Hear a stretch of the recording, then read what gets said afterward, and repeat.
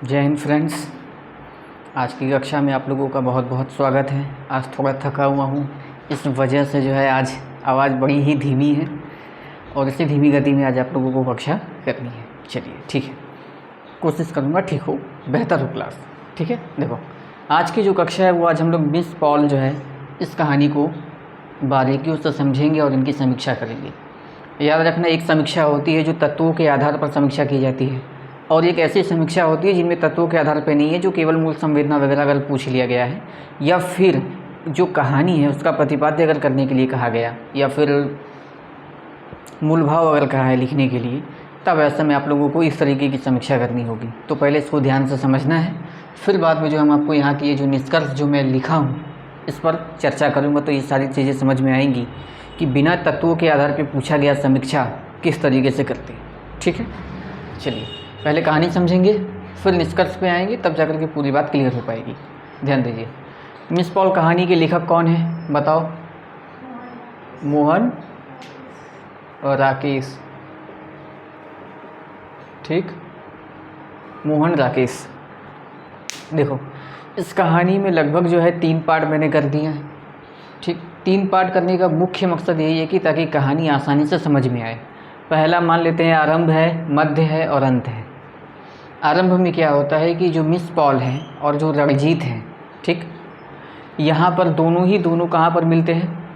राजस्थान में मिलते हैं। लेकिन उससे पहले मैं बता दूं कि जो है मिस पॉल कहानी के मुख्य रूप से 2 ही पात्र हैं, एक है मिस पॉल और एक है रणजीत। ठीक, और इस पूरे कहानी के मुख्य बिंदु पर जो है मिस पॉल है। कौन है? Miss Paul.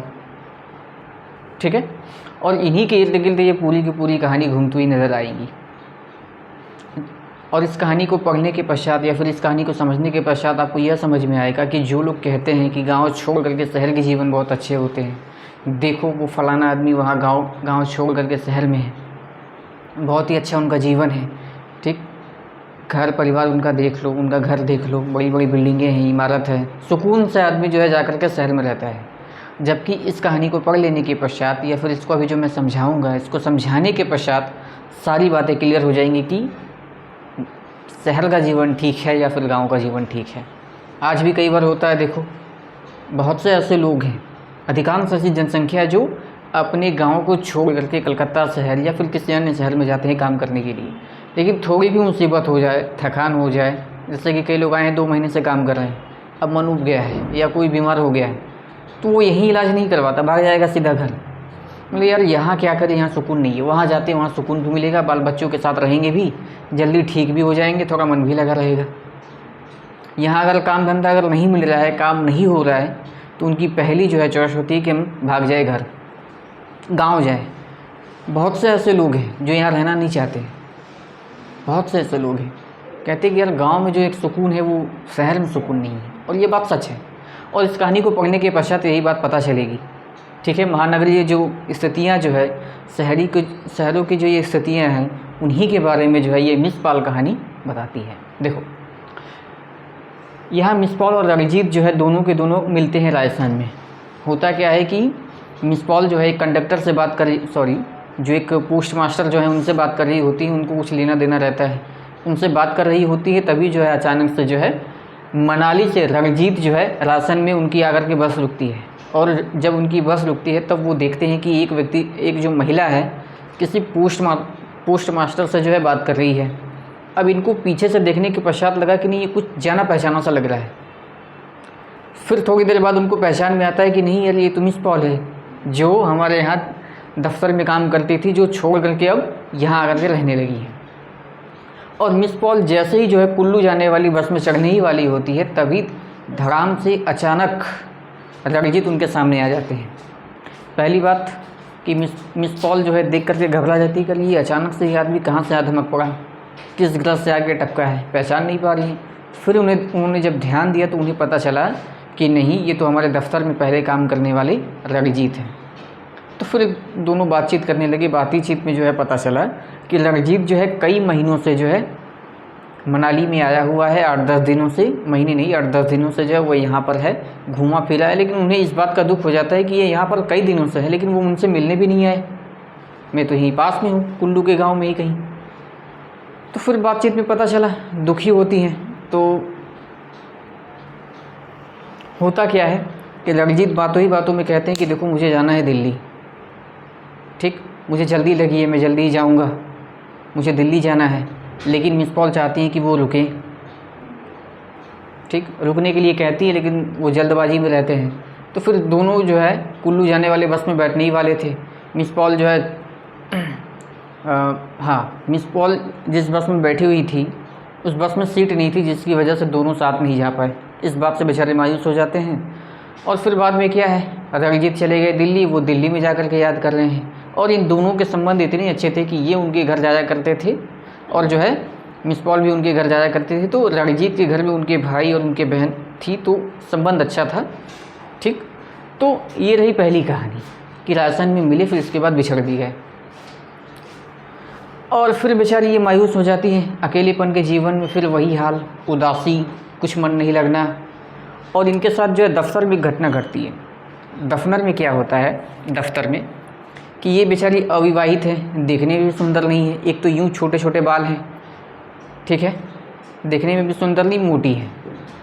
तो दफ्तर में इनके साथ बड़ा ही उटपटांग व्यवहार होता था, अच्छा व्यवहार नहीं था, जिसकी वजह से इनको जो है बार बार जो है ये बहुत ख़राब लगता है, जिनकी वजह से वो नौकरी छोड़ करके वहाँ से फिर कुल्लू चली आती है। कुल्लू के आसपास में जो एक गांव है, गांव का नाम स्पष्ट नहीं है, तो वहीं कहीं वो रहने लग जाती है, ठीक। अब दूसरे में देखते हैं, दिल्ली चल जाने के बाद जो है रणजीत खूब याद कर रहे होते हैं। तो फिर रणजीत जो एक बार तय करता है कि नहीं, हम चलते हैं मिस पॉल के घर। वो मिस पॉल के घर आए, घर पे देख रहे हैं कि मिस पॉल एकदम उदास बैठी हुई हैं, चेयर पर वैसा ही कपड़ा फैला हुआ है। मिस पॉल देखी, अच्छा आए हो, ठीक है। फिर थोड़ी देर बाद उठी, चेयर से जितने कपड़े थे हटा दी, हटाने के बाद उन्हें दी बैठने के लिए। घर की स्थिति एकदम तरबतर, मायूस थी वो बेचारी। समाज में ऐसा व्यवहार हो रहा था उनके साथ, जिनकी वजह से वो भीतर ही भीतर टूट गई थी। समाज में उन्हें कहीं भी कोई व्यक्ति ऐसा नहीं लग रहा था जो अपना में है, अपनापन किसी के साथ नहीं लग रहा है, ठीक, प्रेम वैसे भी नहीं है कहीं। तो जिसकी वजह से जो है वो बार बार अकेलापन का महसूस करती है और अकेले ही जीवन बिताती है, उदास रहती है सब समय। फिर बाद में क्या होता है कि दोनों जन आपस में बात करते हैं। तो रणजीत जो है मिस पॉल के एक कुत्ता है पिंकी के बारे में पूछते हैं। कुत्ते का नाम कितना गजब है, पिंकी। कुत्ता पिंक भी होता है ना। तो फिर मिस पॉल बताती है कि क्या करें, यहाँ लोगों को तो कुत्ते से भी बड़ी दुश्मनी है, पता नहीं किसी ने कुछ मिला करके खिला दिया, जिनकी वजह से जो है मेरा कुत्ता भी चल गया। इसकी वजह से वो और भी उदास है, क्योंकि पिंकी रहती थी तो उनका थोड़ा मन लगा हुआ रहता था, क्योंकि वही एक वफ़ादार था। अब वो भी नहीं है, आस पड़ोस के लोग इतने बदमाश थे कि कुछ खिला दिए, पिंकी भी चल बसी। अब रणजीत जो है चाहते हैं कि इनका मूड ठीक किया जाए मिस पॉल का, हर बार सब कोशिश करती हैं, बातचीत होती है। फिर जैसे ही वो उठती है मिस पॉल कि चलो हम चाय लाते हैं, तो वो उन्हें मना करते हैं कि नहीं, रहने दो। फिर थोड़ी देर बाद जो है मिस पॉल कहती है कि आज तुम रुको, रहने दो, कहीं भी मत जाओ, आज यहीं पर मैं क्या बनाऊंगी, ट्राउट मछली बनाऊंगी, वो खाना। रणजीत को भूख लगी थी बड़ी ज़बरदस्त, सुबह से बेचारे ने कुछ खाया नहीं था। मिस पॉल के घर में थी 3, वो भी लगभग कई दिनों की वो बासी रोटी, सब्जी भी नहीं थी, ख़त्म हो गई। सब्जी शाम को वहाँ मिलती ही नहीं है। ट्राउट मछली वो लेने के लिए गई, ट्राउट मछली, दुर्भाग्य से वो मछली भी नहीं मिली इनको। क्या करें, अब जैसे तैसे जो भी बना वो खाए। और सोने के लिए उन्हें जगह मिला बरामदा। रणजीत को बरामदा मिला, एक तो ठंड का मौसम, इतना ज़बरदस्त ठंड था, वो बेचारे करे क्या है, एक छोटे से कंबल में लेकर के बरामदे में पड़े रहे। जैसे तैसे सिसकते सिसकते उनकी रात कट गई। कट जाने के पश्चात सुबह उठे दोनों जन मतलब चाय पिए। चाय पीने के पश्चात जो है फिर रणजीत कहते हैं कि अब मुझे जो है लौटना है, यहाँ रहना हो गया, लौटना है और तुम भी हो सके तो मेरे साथ चलो। तो तीसरे में इनके लौटने की स्थिति के बारे में है। रणजीत बार बार ये चाहते हैं कि जो है मिस पॉल को उनकी उदासी, उनकी अकेलेपन से उनको बाहर लाया जाए, लेकिन बार बार नाकाम रहते हैं। क्यों? क्योंकि मिस पॉल को कहीं भी कोई अपना इंसान नज़र ही नहीं आ रहा है। हर जगह अवसरवादिता दिख रही है। अवसरवादिता का मतलब कि हर व्यक्ति जो है दूसरे व्यक्ति से काम निकालने के चक्कर में लगा है। कहीं भी प्रेम नहीं है, कहीं भी कोई अपनापन नहीं है। कॉलेज में भी देखो सब ऐसे ही मिलेंगे, सब अरे बहुत दिन बाद मिले, वाह वाह बहुत अच्छा, तुम बहुत अच्छा सुनाती हो, बहुत अच्छा पढ़ती हो, टीचर तुम्हारे कल तारीफ़ कर रहे थे, ये नहीं कहेंगे कि कल तुम्हें टीचर गालियाँ दे रहे थे। कोई बात नहीं, प्रिंट आउट हो रहा है क्या, जेरोक्स हो रहा है क्या, अच्छा क्वेश्चन पेपर है, अच्छा प्लीज़ मुझे भी दे देना। ये बात इतनी जो की गई है वो क्वेश्चन पेपर लेने के लिए की गई है। ऐसा हाल मेरे साथ खूब हुआ है, इसलिए हमें पता है। तो सभी लोग अवसर खोजते रहते हैं काम निकालने के लिए, तो ठीक वैसे इन्हें हर जगह जो अवसरवादिता ही दिखती है। बेचारी नौकरी तो वो वैसे ही छोड़ दी, मध्यम परिवार से थी, नौकरी छोड़ देने के पश्चात इनकी स्थिति और ख़राब हो गई। रंजीत आए थे इनकी मूड को ठीक करने के लिए, साथ ही साथ इनको ले जाने के लिए भी। तो जिद करके इनको जैसे तैसे कहते हैं कि एक काम करो, तुम मेरे साथ कम से कम कुल्लू चलो। बस स्टैंड कुल्लू चलते हैं वहाँ। तो वो कहती है कि देखो मेरा मूड नहीं है, जाने का मन रत्ती भर भी नहीं है, तुम चले जाओ। तो वो कहती है कि देखो, तो रणजीत यहाँ पर कहते हैं कि यार बेवजह ऐसे उदास होकर के बैठना, अपने आप को कोसना, इस घर के चार दीवारी में अपने आप को बंद रखना, ये कहाँ तक सही है। तो वो जिद करते हुए कहते हैं कि चलो कुछ तुम सामान वामान ही खरीद लेना, क्योंकि घर में तो कोई सामान है नहीं। तो वो जैसे तैसे करके घी के डिब्बे की जुगाड़ करती हैं कि चलो घी ही ले लूँगी, फिर बाद में वहाँ जाऊँगी तो सब्जियाँ वगैरह मैं ले लूँगी। अब की बार जाते हैं तो दोनों को ही बस में सीटें मिल जाती हैं, दोनों बैठ करके बातचीत करते हुए जाते हैं बाज़ार। अब ये लोग कुल्लू पहुँचे। अब वहाँ से इनको जो है जानी थी रणजीत को मनाली, तो मनाली वाली बस लगी हुई थी। बेचारे रणजीत गए थे उनके मूड को ठीक करने के लिए। अब यहाँ पर मिस कॉल क्या कह रही हैं कि आप लेट मत कीजिए, क्योंकि अगली बार जो है मेरी ही वजह से जो है आपकी बस लेट हो गई थी, जिसके कारण बस छूट गई। तो बस लगी हुई है, आप चले जाइए। वो कहते हैं कि आप इतनी दूर तक आई हैं मेरे साथ सामान लेने के लिए, तो क्या आप एक भी सामान नहीं लेंगी, सब्जी वगैरह हो, घी वगैरह हो, चलिए मैं आपके साथ चलता हूँ, दोनों जन मिलकर ख़रीदारी करते हैं, क्या दिक्कत है। लेकिन वो उदास रहती है, ठीक जाने के लिए तैयार नहीं। वही घी का डब्बा लेके यूँ खड़े हैं मुंह लटकाए, करें क्या। तो फिर बाद में वो कहती है कि काम करो, तुम लाइन लगाओ, हम जाते हैं तुम्हारे बस की टिकट ले आते हैं। बस की टिकट लेने गए तो वहाँ कुछ आदिवासी जो है पहाड़ी स्कूल में पढ़ने वाले जो बच्चियाँ थी, वो उनको देख करके पीछे से कहती ये मर्द औरत है क्या, क्योंकि बाल इनके छोटे छोटे थे, मोटी भी थी। अब ये बातें ये सारी सुन रही थी, ये मर्द जैसी लग रही है या लग रहा है, ये बातें सुन को उनको चुभ जाती है भीतर से। वो फिर बच्चियों को प्रेम से बुलाती हैं कि बेटा इधर आओ, उनको देख कर ही सबके सब भाग जाते हैं। अब वो उनका भी बेचारी मिस पॉल का वहाँ पर भी चेहरा उतर जाता है, मायूस हो जाती है, लेकिन फिर भी झूठी मुस्कान लिए हुए वे बढ़ जाती हैं आगे। अपने दुखों को वो छुपाने का प्रयास करती हैं। लेकिन जो व्यक्ति भीतर से अगर दुखी है, परेशान है, तो उनका दुख उनके चेहरे पर झलकेगा। कोई अगर मानसिक तनाव से जूझ रहा हो, या फिर घर में कोई परेशानी हो, या फिर स्टडीज़ या फिर पढ़ाई को लेकर के अगर कोई परेशानी हो, तो वो सारी परेशानी आपके चेहरे से झलकेगी। आप चाहे कितनी भी झूठी मुस्कानें क्यों ना मुस्का लें, तो वो परेशानी साफ दिख रही थी। फिर यहाँ पर जो है रणजीत कहते हैं कि काम करो यार, तुम मेरे साथ मनाली चलो। लेकिन ये कहते कि मुझे जाना होना नहीं है। फिर बाद में क्या होना था, वो बेचारे बस में बैठे चले गए मनाली। ये बेचारी यूँ उदास आंसू टपका रही हैं, क्योंकि इनको कहीं भी अपनापन नज़र नहीं आ रहा है, हर जगह इनके साथ बुरा बर्ताव हो रहा है। महानगर में देखो, अब यहाँ पर इस बात को समझने की बारी है। लौटने के बाद तो ये बेचारी मायूस हो गई। तो यहाँ पर समझने वाली बात क्या है कि देखो, यहाँ पर जो है महानगरीय जीवन में प्रेम का अभाव को मोहन राकेश जी ने बखूबी दिखाया है, और यह बात बिल्कुल ही सत्य है। गांव से जितने भी लोग यहाँ पर कमाई करने के लिए आते हैं, उनका मुख्य उद्देश्य यही होता है कि यहाँ पे काम करना है, चार पैसे कमाने हैं, घर भेजना है। अगर उनको अगर कोई भी अगर कुछ लेना देना हो, ज़मीन खरीदना हो, या फिर कुछ भी करना हो, तो वो घर पर ही करते हैं, यहाँ नहीं करेंगे। वो कहते हैं कि यार यहाँ वो मज़ा नहीं है, यहाँ सभी लोग जो है अवसरवादी वाले लोग हैं। लेकिन घर पे जाओ तो सभी लोग एक साथ कम से कम मिल के रहते हैं, आस पड़ोस के लोग भी जो है उनका व्यवहार भी ठीक होता है। लेकिन महानगर में भीड़ बहुत ज़्यादा है, देखने को लगेगा कि यार यहाँ बहुत जनसंख्या है, अच्छे खासे लोग हैं, स्टैंडर्ड है, पढ़े लिखे लोग हैं, लेकिन इनके बीच कभी भी जो है आपको अपनापन लगेगा ही नहीं। देखने में भीड़ है लेकिन अपनापन कहीं भी नहीं है। तो यहाँ पर महानगरीय जीवन में जो है इन्होंने प्रेम के अभाव को दिखाया है। फिर उसके बाद अगर हम बात करें तो बेचारी कुरूप थी, मोटापा थी, जिसकी वजह से ऑफिस में, दफ्तर में इनकी बड़ी बदनामी या फिर बड़ी बेइज्जती भी होती थी। ऊपर से अविवाहित थी तो लोग बड़े उल्टे सीधे बातें भी किया करते थे, जिसकी वजह से ये बेचारी परेशान हो करके ये छोड़ देती है। नौकरी छोड़ करके कुल्लू के यहीं पर आसपास गांव में रहने लगती है, लेकिन वहाँ पर भी चैन नहीं। अंतर संबंध यानी कि संबंध कहीं देखने को नहीं मिलेंगे।